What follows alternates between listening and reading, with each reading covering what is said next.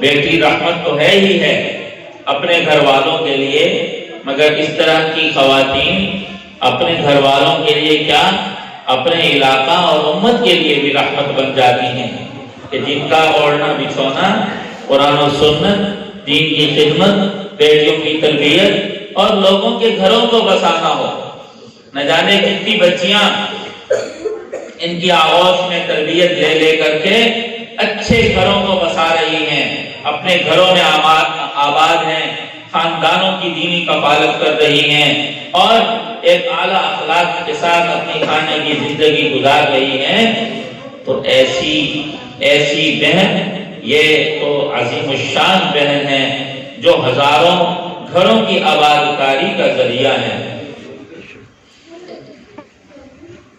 حضرت امام بخاری رحمۃ اللہ علیہ نے اپنی کتاب صحیح البخاری کا یہ آخری باب قائم کیا ہے۔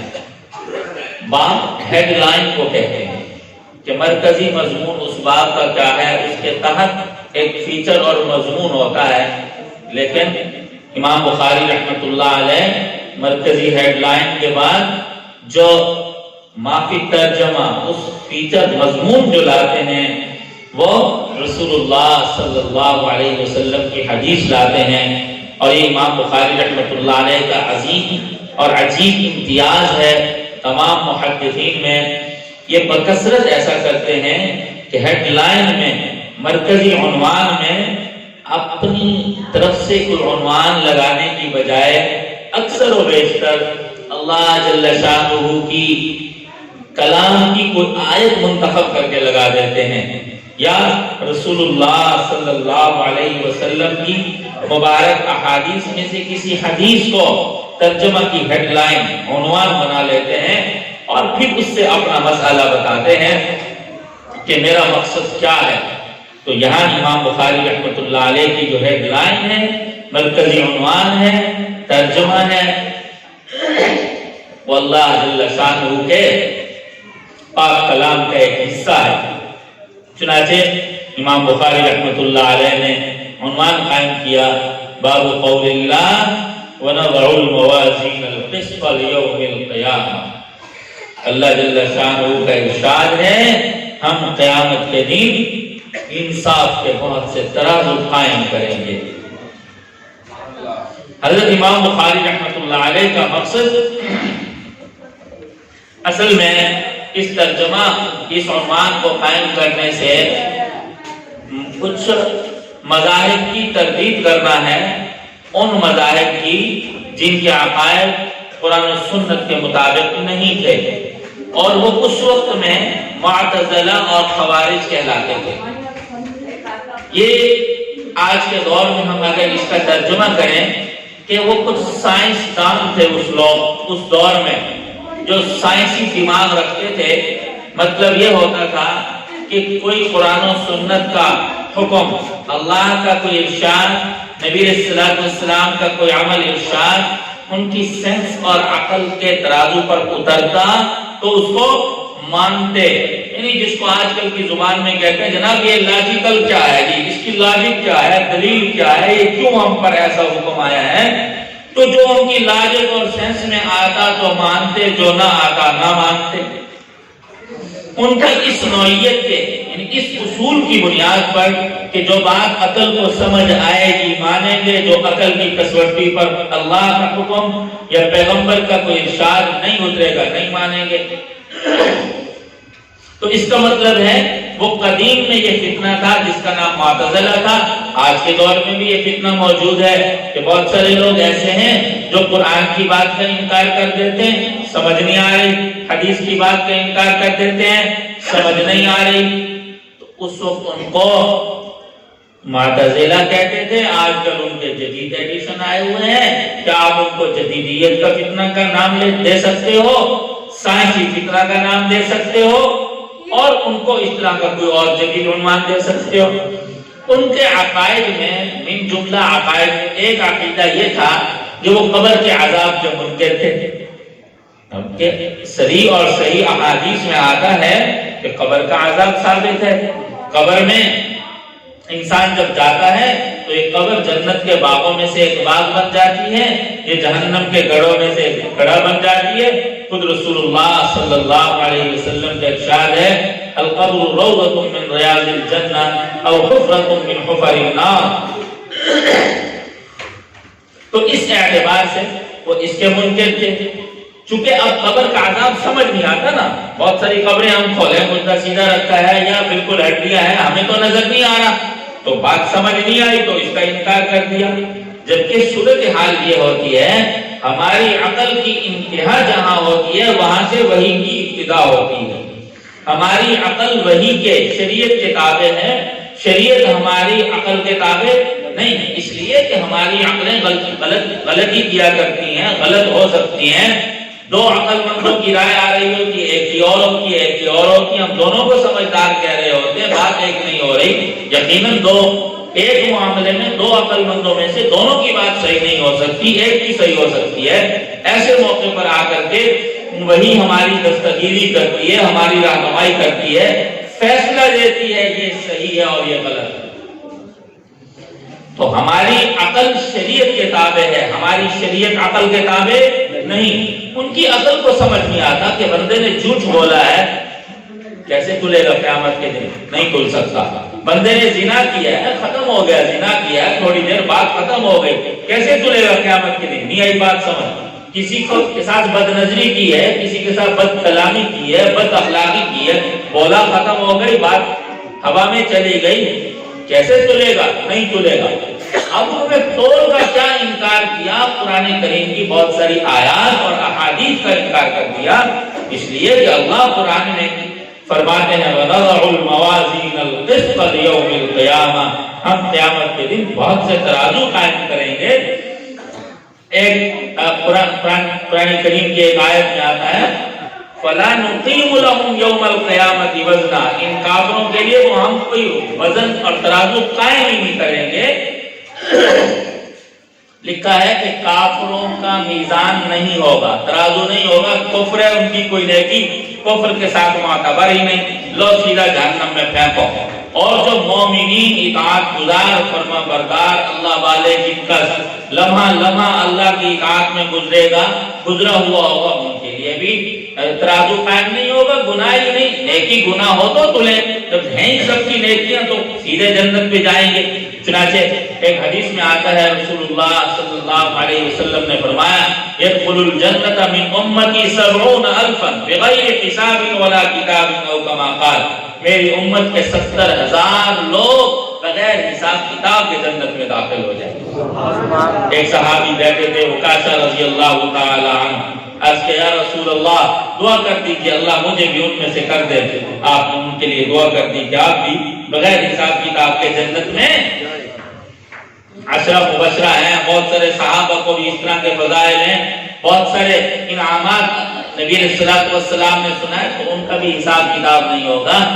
حساب کتاب ترازو ان لوگوں کے لیے قائم ہوں گے جو جن کے کچھ نیکیاں ہوں گے، کچھ گناہ ہوں گے۔ اب کیسے تلیں گے؟ بعض احادیث میں آتا ہے خود بندہ تلے گا، نیکی والے بندے کا وزن زیادہ ہوگا اور گناہ والے بندے کے گناہ کا وزن زیادہ ہوگا، اس اعتبار سے فیصلہ ہوگا۔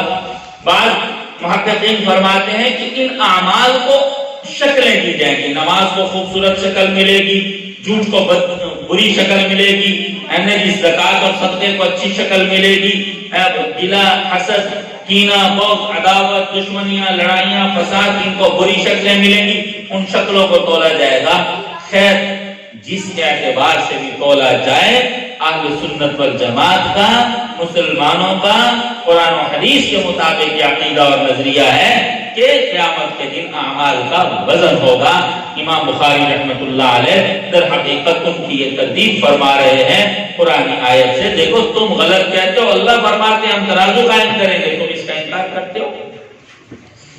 اور اس کے بعد آگے کچھ علمی اور فنی بات ہے جو درسگاہ سے متعلق ہے۔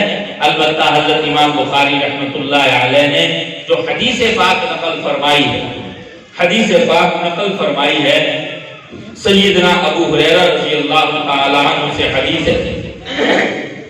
یہاں کچھ علماء کا مجمع بھی ہے، دو تین علم کی باتیں بھی عرض کر دیتا ہوں۔ حضرت امام بخاری رحمۃ اللہ علیہ نے یہ مبارک حدیث اپنی صحیح بخاری میں 2 اور مقام پر بھی نقل فرمائی ہے. ایک باب الایمان والنذور میں اس کو نقل فرمایا ہے حضرت امام بخاری رحمۃ اللہ علیہ نے، اور وہاں امام بخاری رحمۃ اللہ علیہ کے استاد قتیبہ بن سعید ایک اور مقام پر بھی حضرت امام بخاری رحمۃ اللہ نے اس حدیث کو نقل فرمایا، وہاں امام بخاری رحمۃ اللہ کے استاد زہیر بن حرب ہے. لیکن تیسرے مقام پر حضرت امام بخاری رحمۃ اللہ علیہ اس حدیث کو لائے ہیں اور استاد کا انتخاب کیا احمد بن اشکاب. مزیدار اور نقطے کی بات یہ عرض کر دوں کہ حضرت امام بخاری رحمۃ اللہ علیہ نے جو پہلی حدیث باب کیف کان بدء الوحی الی رسول اللہ صلی اللہ علیہ وسلم میں نقل فرمائی، ان کے استاد ہیں حمیدی، ان سے نقل فرمائی.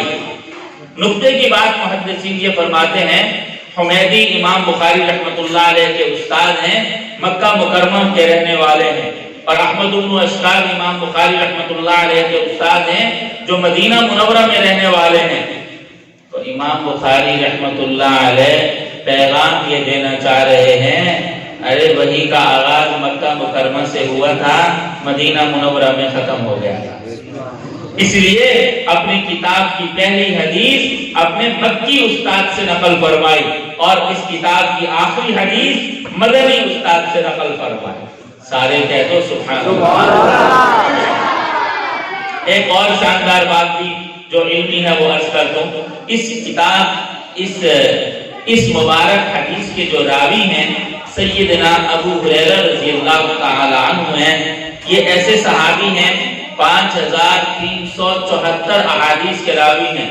پورے ذخیرہ حدیث میں تمام صحابہ میں سب سے زیادہ کسی نے رسول اللہ صلی اللہ علیہ وسلم سے احادیث نقل فرمائی ہیں تو وہ کون ہے؟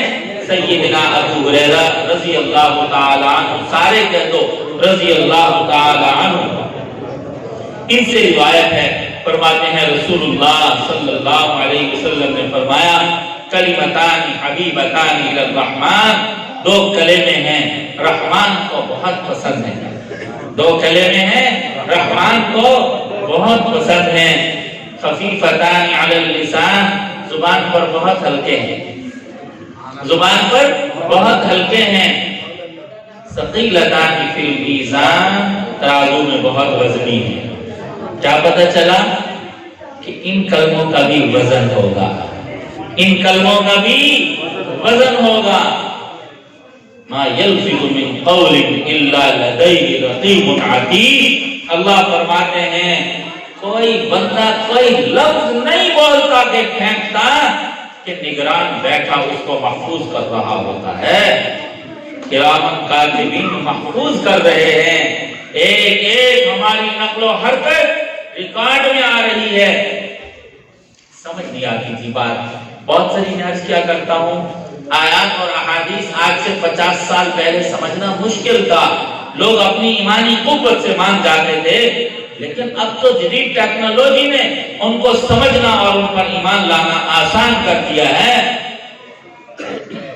اب تو یعنی پہلے ہم کہہ سکتے تھے یار ہوا نہیں تول سکتی، ٹمپریچر نہیں ریکارڈ میں آ سکتے. لوگ کیا چیز نہیں ریکارڈ میں آ سکتی، اب تو یہ بتاؤ کیا چیز نہیں تل سکتی. ثقیلتان فی المیزان، ترازو میں بہت وزنی ہیں. کہہ دو سبحان اللہ و بحمدہ سبحان اللہ العظیم. قرآن میں آتا ہے وَإِن مِّن شَيْءٍ إِلَّا يُسَبِّحُ بِحَمْدِهِ.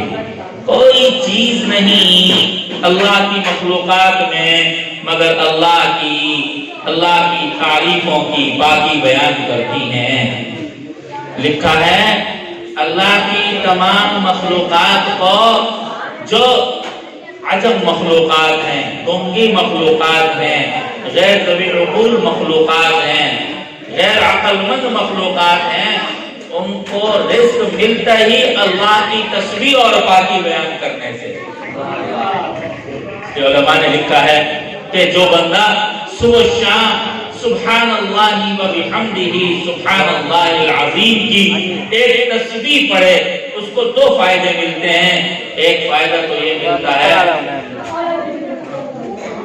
اس سے نفرت کرنے والے محبت کرنے والے ہوتے ہیں. حتیٰ کہ جن سے بیویاں ناراض ہوتی ہیں ان سے راضی ہونا شروع ہو جاتی ہیں. اور اگر اس چونکہ اجتماع کے مخاطب ہماری بہنیں بیٹیاں مائیں بھی ہیں، ان کو بھی نسخہ بتلا رہا ہوں، جن کے شوہر جو ہیں وہ ہر وقت شیر بن کر کے چیتے بن کر کے گھر میں داخل ہوتے ہیں، آج سے اس تسبیح کا اہتمام کریں، سبحان اللہ و بحمدہ سبحان اللہ العظیم۔ دیکھیں وہ جو ہمارے ہاں مردوں میں ایک تانا دیا جاتا ہے فلاں رن مرید ہے، آپ سب کے شوہر مرید بن جائیں گے، سب کے شوہر مرید بن جائیں گے۔ اور بڑی اچھی خاتون وہی ہوتی ہے کامیاب جو شوہر کو ہی اپنا کر لے۔ آپ اور ہزار طریقے سے ان کو اپنا کیجئے، ایک عمل آج سے یہ بھی شروع کر لیجئے، سبحان اللہ و بحمدہ سبحان اللہ العظیم۔ اور ہم مرد بھی مارے پھرتے ہیں بیچارے، ہے نا جی، کوئی آج گھر سے روٹھا، کپڑوں پر روٹھا، کھانے پر روٹھا، فلاں چیز پر ناراض ہوا، ارے اس تسبیح کا اہتمام کرو، بیوی جنت کی حور بن کر کے گھر پہ استقبال کرے گی، سب سے زیادہ اس کے محبوب آپ ہی ہو جائیں گے۔ کون سی تسبیح پڑھنی ہے سب کو؟ سبحان اللہ و بحمدہ سبحان اللہ العظیم۔ اور دوسری برکت اس تسبیح کی یہ ہے کہ انسان کو مالی برکات نصیب ہو جاتی ہیں، رزق کی برکات نصیب ہو جاتی ہیں۔ میں تو اپنے ساتھیوں کو گارنٹی سے کہتا ہوتا ہوں، ارے دنیا کے بھی تو بہت سارے رزق لیتے ہو، کھلا کام کریں گے ہو سکتا ہے بچت ہو جائے، کاروبار راس آ جائے، ہم اتنے اور اتنے پیسے کما لیں گے، کروڑوں ارب پتی ہو جائیں گے، ارے کچھ اعمال کے بھی رزق لے لیا کرو، یہ اعمال بھی رزق لاتے ہیں۔ دیکھو میں عرض کیا کرتا ہوں، رزق کے حاصل کرنے کے دو ذریعے ہیں، ایک ظاہری ذریعے ہیں اور ایک غیبی ذریعے ہیں۔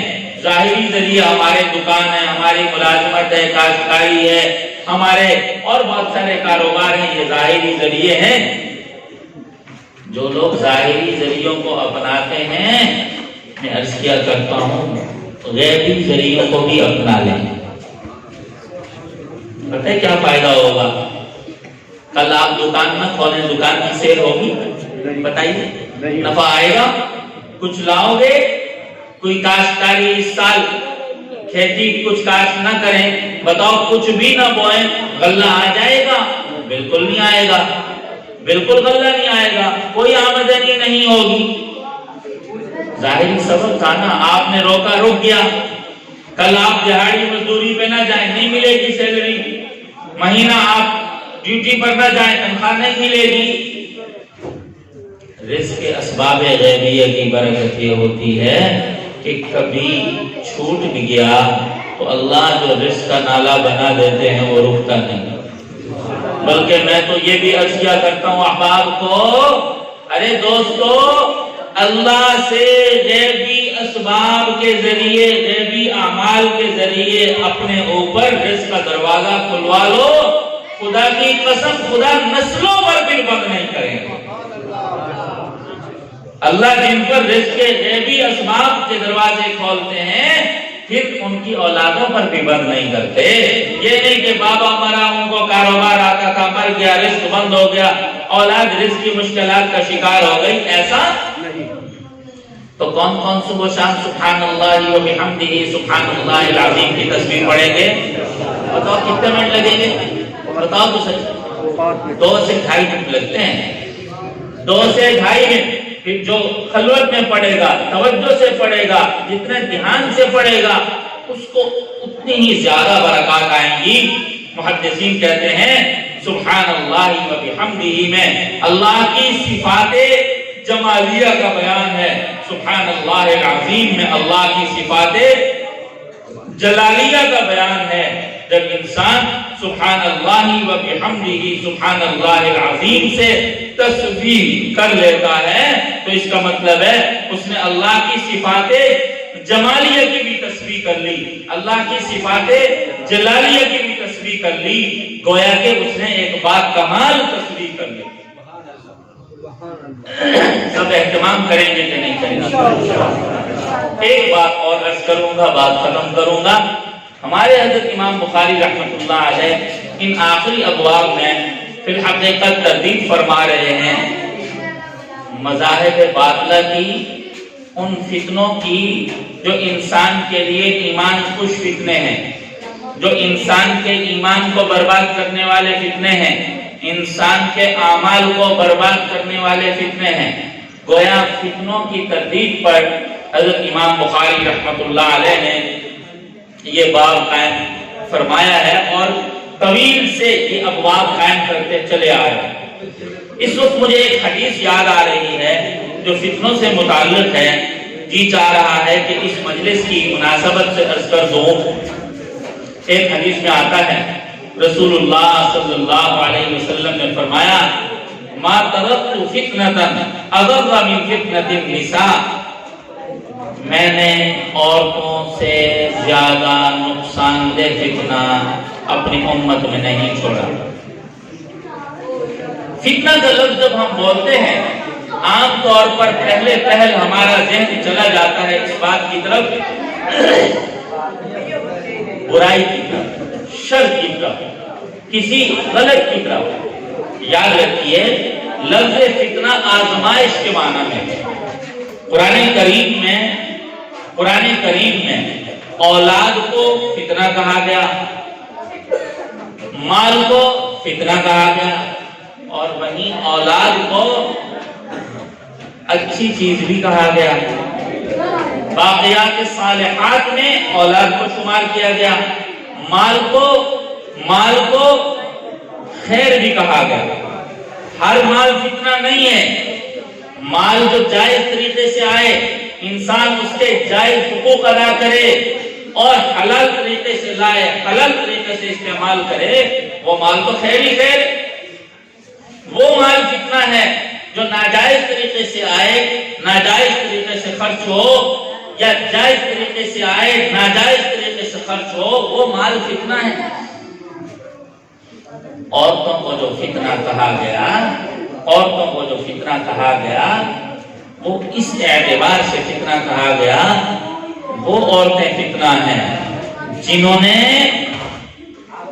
اسلامی اخلاق سے اپنی تربیت نہیں کی، اسلامی شعائر کو نہیں اپنایا، سنت کی زندگی کو نہیں اپنایا۔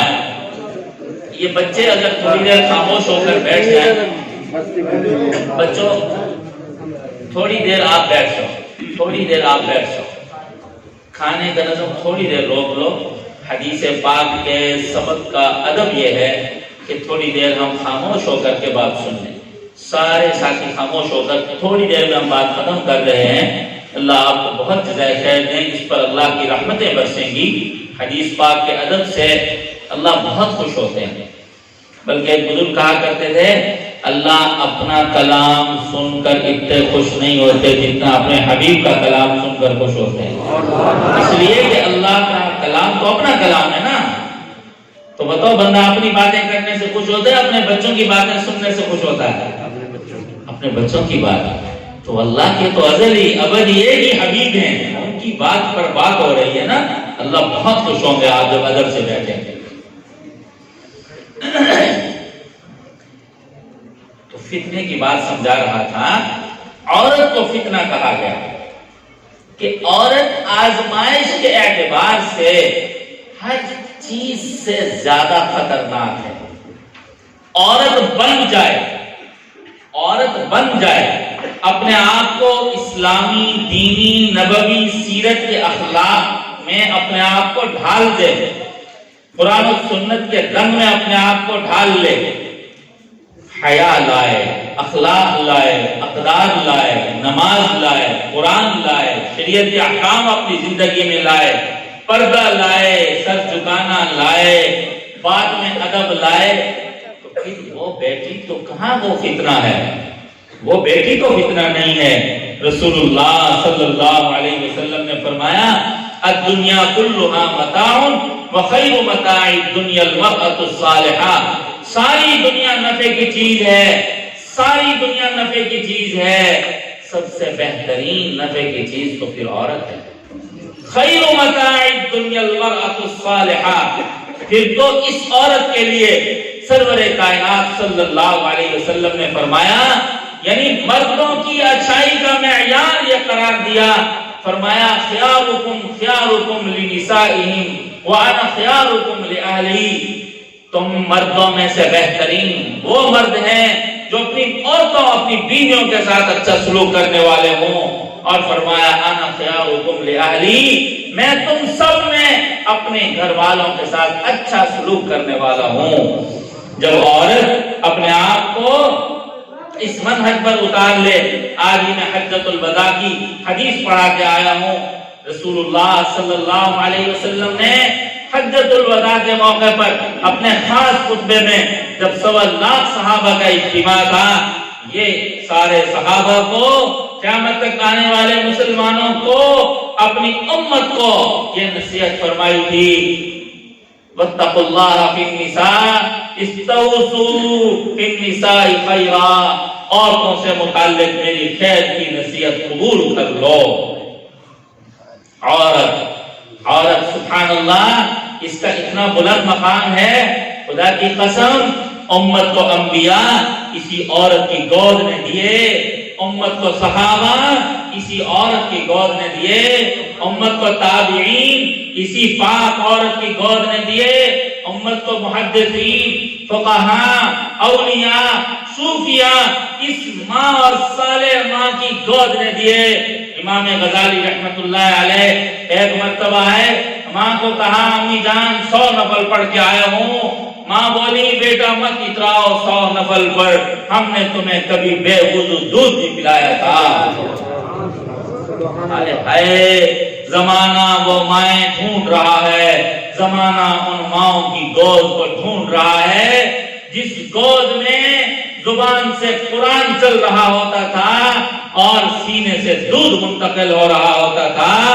وہ ان ماؤں کو زمانہ ڈھونڈ رہا ہے، ان ماؤں کی گودوں کو زمانہ ڈھونڈ رہا ہے جو بچے کو دودھ پلاتے ہوئے گناہ نہیں کیا کرتی تھی، بچے کو دودھ پلاتے ہوئے نماز نہیں چھوڑا کرتی تھی، بچے کو دودھ پلاتے ہوئے بد نظری نہیں کیا کرتی تھی، جب بچہ پیٹ میں آ جاتا تھا، حمل میں آ جاتی تھی، قرآن کی تلاوت نہیں چھوڑا کرتی تھی، کہیں میری بدعملی کا اثر میرے بچے میں نہ چلا جائے۔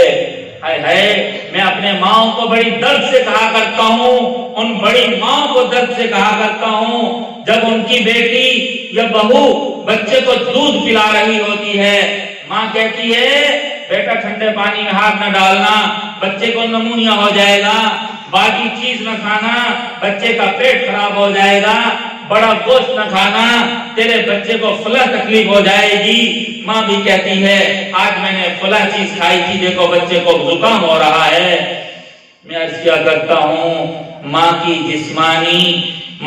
جسمانی غلط غذا کا بچے کے جسم پر غلط اثر پڑتا ہے، تو ماں کی غلط روحانی عمل کا بچے کے عمل اور کردار پہ کتنا برا اثر پڑتا ہوگا۔ ہم وہ مائیں اپنے بچوں کی نافرمانیوں کی شکایتیں چھوڑ دیں، بچوں کے جھوٹا اور نافرمان ہونے کی شکایتیں چھوڑ دیں، بچوں کے نافرمان ہونے کی شکایتیں چھوڑ دیں، اولاد کے باغی ہونے کی شکایتیں چھوڑ دیں۔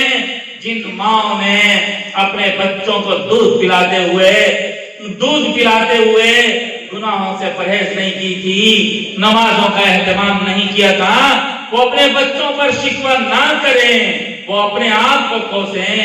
میں عرض کیا کرتا ہوں، امت کو کوئی صالح عالم ملا، کوئی دیانتدار کاروباری ملا، کوئی بااخلاق پڑوسی ملا، کوئی سمجھدار انسان ملا، کوئی حافظ ملا، امانتدار حکمران ملا، صلاح الدین ایوبی ملا، محمد بن اسماعیل بخاری ملا، امام غزالی ملا، عبد القادر جیلانی ملا، فرید الدین گنجشکر ملا، قطب الدین بختیار کاکی ملا، ارے امام ترمذی ملا، ابو بکر ملا، عمر ملے، عثمان ملے، ان پاک ماؤں کی جھولی کی برکت ہیں، ان پاک ماؤں کی جھولی کی برکت ہیں۔ ہم چاہتے ہیں آنے والا معاشرہ ہمارا صالح ہو، ہماری اولادیں صالح ہوں، آنکھوں کی ٹھنڈک ہوں، باکردار ہوں، بااخلاق ہوں، ہمارے دست و بازو ہوں۔ ہم اپنی بہنوں بیٹیوں کو پاک کریں، ان کی آنکھوں کو پاک کریں، ان کی زبانوں کو پاک رکھیں، ان کے جسم و جان کو پاک رکھیں، ارے ان کی آبروؤں کو پاک رکھیں، وہ بیٹیاں اپنے اخلاق کا تحفظ کریں، اپنے اعمال کا تحفظ کریں۔ اللہ اکبر، مجھے واقعہ یاد آیا، عمر بن خطاب رضی اللہ تعالیٰ عنہ رات کو جا رہے ہیں، ایک گھر سے آواز آئی، صبح کا وقت قریب ہے کہ دودھ تھوڑا ہے اماں۔ ماں کہتی ہے کون سا عمر دیکھ رہا ہے، ذرا پانی ملا دو۔ بیٹی کہتی ہے اماں عمر نہیں دیکھ رہے، عمر کے رب کو دیکھ رہے ہیں۔ عجیب بات آپ کو سناؤں گا، اگلے دن عمر فاروق نے اپنے بیٹے کے لیے وہ رشتہ مانگ لیا۔ ہم تو دیکھتے ہیں کون یونیورسٹی سے آئی ہے بیٹے کے لیے وہ مانگ کے لے آئیں، جس کو 10,000 بندوں نے دیکھا ہے اس نے 1,00,000 بندوں کو دیکھا ہوا ہے، ہم اپنی بہو وہ بنائیں۔ ارے عمر فاروق کس بات پر انتخاب کر رہے ہیں رشتے کا، کس بنیاد پر بہو لا رہے ہیں؟ سارے سبحان اللہ کہو تو اس سے عجیب بات بتاؤں، اچھی طرح سبحان اللہ بولو تو پھر بتاؤں، پھر کہو یار سبحان اللہ۔ عمر بن عبدالعزیز کو جانتے ہو کون ہے وہ؟ جنہوں نے خدا کی زمین پر اس قدر عدل و انصاف قائم کیا تھا، لوگوں کو عمر اول یاد آ گئے تھے، پھر سے اللہ کی زمین پر بھیڑیا اور بکریاں کٹھے چرنے لگے تھے۔ 2.5 سال کی حکمرانی میں خدا کی زمین کے چپے چپے کو عدل و انصاف سے بھر دیا تھا۔ یہ عمر بن عبدالعزیز دودھ میں پانی نہ ملانے والی ماں کے نواسے لگتے ہیں۔ عمر بن عبدالعزیز کی وہی نانی بنتی ہے رشتے میں، دیانتدار مائیں ہوا کرتی تھیں، عمر بن عبدالعزیز جیسے پیدا ہوا کرتے تھے، عبداللہ ابن المبارک جیسے پیدا ہوا کرتے تھے۔ بیٹیاں بھی اپنے رشتوں میں صالح مردوں کا انتخاب کریں، ماں باپ بھی اپنے بیٹوں کے لیے صالح بیٹیوں کا انتخاب کریں۔ حضرت شیخ الہند رحمت اللہ علیہ کے معاصر بزرگ ہیں، حضرت مولوی نور محمد صاحب لدھیانہ کے تھے، جن نے نورانی قاعدہ لکھا لدھیانہ کے تھے، آئے دارالعلوم دیوبند میں، فرمانے لگے مولوی محمود صاحب بیٹی کا رشتہ کرانا ہے، کوئی اچھا رشتہ جوان کا بدلا دو، میں نے رشتہ کرانا ہے۔ ایک دن رہے، اگلے دن کہنے لگے حضرت وہ فلاں طالب علم ہے، اس سے ہماری بیٹی کا رشتہ کرا دو۔ کہا کیوں، کیا چیز اچھی لگی؟ کہا یہ نماز اچھی پڑھتا ہے، ہماری بیٹی ایک باحیا نمازی کے گھر میں چلی جائے گی۔ دوستو رشتوں کا انتخاب اچھا کرو، اچھی نسل اگر ہمیں چاہیے، دیانتدار، امانتدار، حیادار، پاک باز لوگ، اولادیں، نسلیں، معاشرہ چاہیے، حافظ قرآن علماء چاہیے، تو پھر مائیں اپنے ناموس کو محفوظ رکھیں، اپنے تقدس کو مجروح نہ ہونے دیں۔ ہم اپنی بیٹیوں کا تقدس محفوظ کریں، اپنی اولادوں کا تقدس محفوظ ہوگا، وہ مجروح نہیں ہوگا۔ میں عرض کیا کرتا ہوں بہت معذرت کے ساتھ، یہ جو چرچیاں چل نکلی ہیں بے محابہ بے پرد، نہ اپنوں سے حیا رہی ہے نہ پرائیوں سے حیا رہی ہے۔ کتنے دکھ سے کہوں، وہ بیٹیاں جن کے سروں کے دوپٹے بھائی اور باپ کے سامنے نہیں کھلا کرتے تھے، اب ان گھرانوں کی بچیاں بند سور کے روزانہ صبح نکلتی ہیں اور شام آتی ہیں، کھلے منہ جاتی ہیں، کھلے بال جاتی ہیں۔ اوہ کہاں چلا گیا ہمارا معاشرہ؟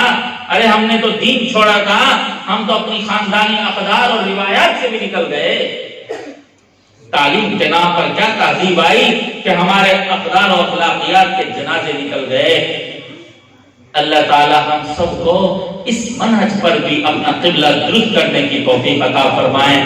آخری بات اپنی بیٹیوں سے کہوں گا جنہوں نے ابھی صحیح بخاری کی آخری حدیث کا درس حاصل کیا ہے، بہت محبت سے کہوں گا، ادب سے کہوں گا، دیکھو آپ زمانے کی اب ممتاز بیٹیاں ہو۔